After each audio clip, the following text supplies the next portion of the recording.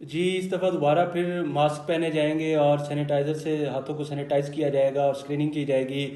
लेकिन ये सारी चीज़ें जो हैं वो इस वक्त कोरोना के हवाले से नहीं है, और ये WHO ने ग्लोबल हेल्थ इमरजेंसी नाफिज कर दिया और ऐलान कर दिया है कि पूरे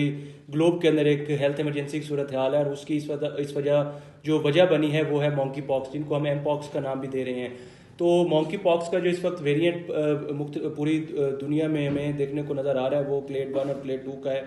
और जो मॉन्की इससे पहले भी 2022 के अंदर भी एक वेरिएंट आया था, और इसने तकरीबन 116 कंट्रीज़ को इफेक्ट किया था, और 99,000 के करीब जो केसेस थे वो रिपोर्ट हुए थे, और उसके अंदर कोई 1100 के करीब डेथ्स भी रिपोर्ट हुई थी। तो जहाँ तक ताल्लुक है ये मॉन्की पॉक्स वायरस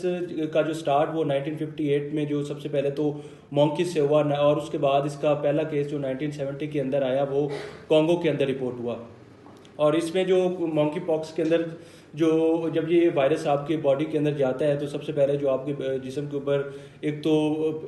रैशेस बनना स्टार्ट हो जाते हैं, और उसके वाटरी फ्लूइड के किस्म के दाने बनना स्टार्ट हो जाते हैं, फीवर होने लग जाता है आपको, और उस हवाले से बॉडी एक्स भी स्टार्ट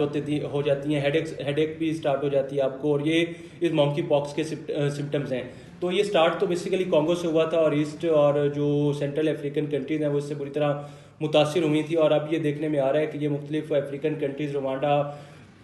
और युगांडा और